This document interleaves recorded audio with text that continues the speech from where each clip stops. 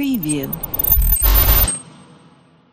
Seperti yang kita tahu, John Lennon adalah legenda musik dunia dengan bandnya The Beatles. Film ini berkisah tentang kehidupan masa remaja John Lennon.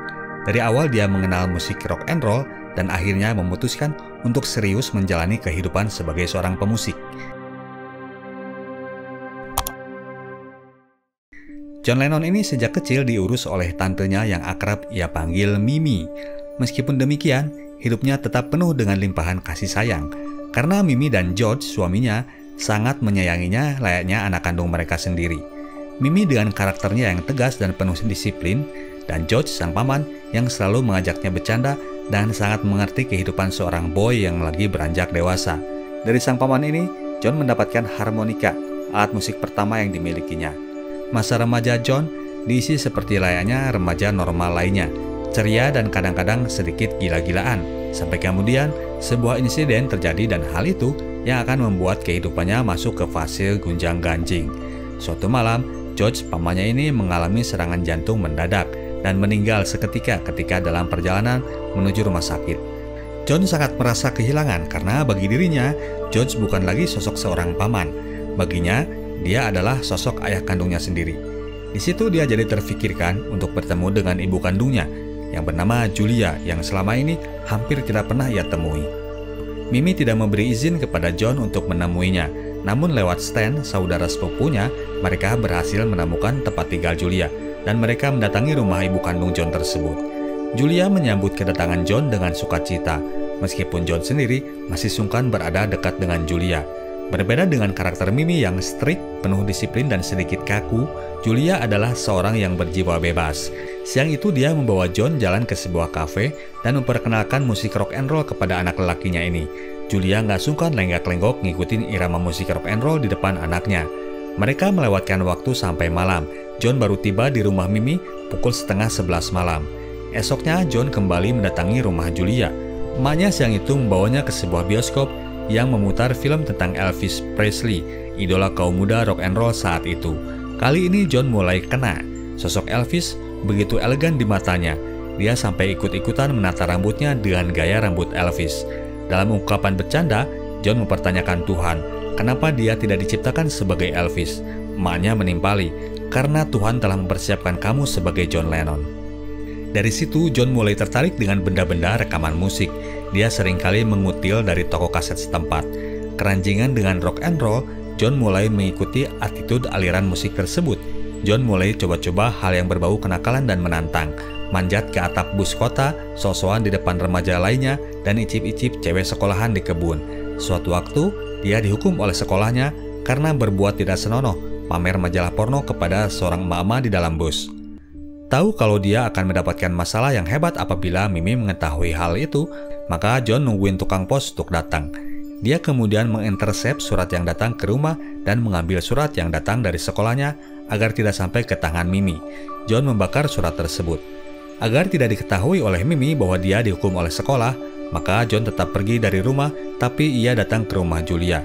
Kepada Julia, John bilang bahwa ia sebetulnya dihukum oleh sekolah karena perbuatan yang sudah dilakukannya. Kepada ibu kandungnya ini, John berani buat open. Maka dari itu esok harinya John siang-siang menghabiskan waktu di rumah Julia. Di sini emaknya ini mulai memperkenalkan John terhadap alat musik yang nantinya jadi spesialisasi John Lennon sebelum gitar, yaitu banjo. Julia sangat akrab dengan dunia kekinian. Dia menguasai cara memainkan banjo. Dia mengenalkan cara bermain banjo lewat sebuah lagu country. Seperti juga Mimi, Julia adiknya ini menjadi begitu serius dan disiplin kalau berkaitan dengan hal yang berarti bagi mereka. Julia sangat disiplin mengajari anaknya. John jadi terinspirasi melihat emaknya fasih memainkan lagu dengan iringan banjo. Maka dari itu dia pun sangat keras melatih dirinya agar gak tengsin sama emaknya. Sampai suatu hari pihak sekolah menelepon rumah Mimi. Mereka menanyakan John yang masih belum hadir ke sekolah. Setelah mendatangi rumah Pete, temannya John, Mimi akhirnya menemukan bahwa John ternyata selama ini banyak menghabiskan waktu di rumah Julia. Mereka saat itu lagi barengan main musik, Julia pada keyboard dan John pada banjo. Mimi datang dan melabrak mereka, meminta agar Julia keluar dari kehidupan John dan menyuruh John agar segera pulang ke rumah. Kali itu, John tidak mau menuruti perintah ibu asuhnya. Julia menggiring Mimi keluar dari rumahnya. Sejak saat itu John resmi pindah ke rumah Mimi. Dia ditempatkan di kamarnya Julie, saudari tirinya. Suatu malam, John menguping pembicaraan antara Julia dan suaminya. Suaminya Julia keberatan kalau John harus tinggal di rumah mereka karena alasan faktor ekonomi. Julia rela kalau ia harus bekerja lagi, tapi suaminya melarang karena dengan demikian kedua putri mereka pasti akan terlantar. Julia harus memilih antara John dan kedua putri mereka yang lagi butuh-butuhnya perhatian. Esoknya, tanpa perlu disuruh lagi, John langsung inisiatif pulang menuju rumah Mimi. Julia bersedih hati melihat anak lelakinya kini yang mulai dekat dengannya harus kembali meninggalkannya. Mimi membuktikan bahwa ucapannya selama ini benar, bahwa Julia tidak akan jauh dari tindakan yang berujung menyakiti John. Saat itu, John mengungkapkan bahwa ia ingin memulai sebuah band. Ia ingin menjadi seperti Elvis. Mimi pun mengantar ponakannya ini ke sebuah toko musik. Dia membelikan John sebuah gitar akustik yang sangat ia idamkan, meskipun tetap meledek aliran musik rock and roll yang ia anggap kacangan, jauh dari kualitas karya seorang Johann Sebastian Bach. Mungkin dari Mimi, John mengadopsi karakter sinisnya itu. John sangat antusias mendapatkan alat musiknya. Hari berikutnya dia merekrut paksa teman-temannya agar masuk menjadi anggota bandnya, meskipun mereka semua belum mengerti cara memainkan alat musik. Disinilah terbentuk band pertama John Lennon yang akan menjadi akar dari The Beatles, yaitu The Quarrymen. The Quarrymen manggung di sebuah karnaval kecil di taman. John and the Gang membawakan lagu country favoritnya Julia, berjudul Maggie May. Kedua ibu John menyaksikan momen tersebut.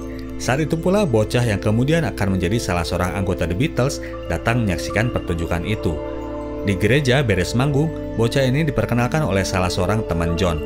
Nama bocah ini adalah Paul. Siapa lagi kalau bukan Paul McCartney. Di momen perkenalan ini, John membuli Paul yang terlihat seperti bocah DKM ketimbang anak rock and roll, seorang anak baik-baik. Namun kemudian, John dan kawan-kawan mulai terpesona melihat kemampuan Paul memainkan lagu 20 Years Flight dengan fasih. Lagunya Eddie Cochran ini yang membuat keduanya saling connect. Namun saat itu John masih belum mengakui keberadaannya. Dia menyuruh Paul pergi karena mereka hendak latihan. Namun hari berikutnya, ternyata si bocah itu yang jadi sering mendatangi rumah John. Di situ, bocah yang umurnya 2 tahun di bawah John mengajarinya grip-grip gitar yang sulit yang belum dikuasainya. Di band The Beatles, Paul memang dikenal sebagai personel yang paling jago secara teknis musikalitas. Dia menguasai semua instrumen yang dipakai dalam musik The Beatles. Paul menyarankan agar mereka mulai menulis lagu mereka sendiri agar bisa dilirik oleh label rekaman. John kaget anak seumur itu udah bisa nulis lagu. Dia nggak mau kalah. Dia pun sudah sering nulis, tapi nulis cerita katanya. Lirik dari John dan harmoni musik dari Paul yang menjadi awal terciptanya lagu-lagu awal The Beatles. John semakin tenggelam dalam dunia musik, sekolahnya mulai terbengkalai.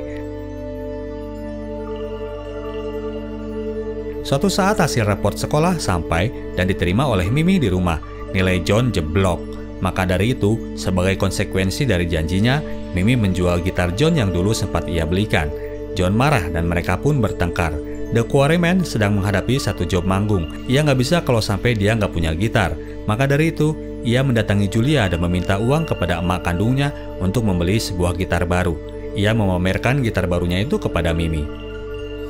The Quarrymen selamat dari menanggung malu. Mereka berhasil memenuhi janjinya untuk manggung di sebuah tempat. Di sini Paul mulai menunjukkan posisinya yang penting dalam grup. Dia seringkali mengisi spot solo gitar di tengah-tengah pertunjukan mereka. Dia pula yang kemudian merekomendasikan seorang temannya yang juga jago main gitar untuk ikut dimasukkan ke dalam grup. Anak ini namanya George. Iya, George Harrison. Mereka mulai melakukan pertunjukan bersama dan sambutan penonton sangat meriah. Julia gak pernah absen menonton pertunjukan mereka. Mama ini sangat excited anaknya gabung di sebuah grup rock and roll yang keren. Dia sampai ikutan gabung masuk ke backstage. Makin lama, John malah makin risih melihat kelakuan emaknya. Apalagi saat itu, Julia mengajak semua teman The Quarrymen untuk menghadiri pesta ulang tahun John yang akan diadakan di rumahnya. Paul menyarankan agar John melakukan sesuatu. Di acara itu, John sengaja cari masalah agar Julia bete sama dia. John ngukit-ngukit ketidakhadiran Julia di masa kecilnya, dan ujungnya John mulai menanyakan bapak kandungnya. Selama itu, John belum pernah bertemu dengan ayah kandung genetiknya ini.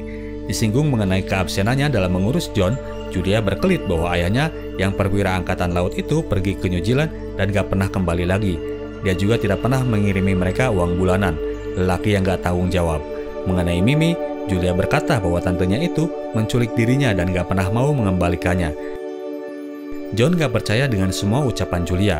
Dia pun pergi pulang. Di rumah ternyata Mimi sudah menyiapkan kejutan ulang tahun buat John. Dia sudah membelikan gitar Hofner elektrik untuknya. Mimi kemudian marah ketika tahu bahwa ulang tahun John sudah dirayakan tadi di rumah Julia. Tidak lama rumah mereka ada yang mengetuk. Ternyata itu adalah Julia yang menyusul John. Kesempatan itu sekalian dipakai oleh John untuk mengkonfrontasi dia dan Mimi agar mereka memberitahu cerita yang sesungguhnya tentang masa kecilnya. Di sini Mimi menumpahkan semuanya. Ayah John yang namanya Alf ini memang seorang perwira angkatan laut. Saat itu ia harus dikirim ke daerah New Zealand. Namun Julia adalah tipe wanita yang gak bisa kesepian. Saat suaminya pergi ke medan perang, ia nampung cowok lain dan melahirkan Victoria, saudara tiri John yang saat itu keberadaannya pun tidak mereka ketahui lagi. Sesudah itu, dia intim lagi sama seseorang yang bernama Bobby. Di waktu inilah Alf pulang dan mengajak mereka merajut lagi hubungan pernikahan mereka, namun Julia menolak, padahal saat itu mereka masih ada dalam status pernikahan. Alf kemudian membawa John dari rumah kumpul kebunnya Julia dan Bobby. Dari info yang diketahui oleh Mimi, Alf berencana akan membawa John ke New Zealand karena ia sudah mendapatkan pekerjaan lain di daerah baru itu.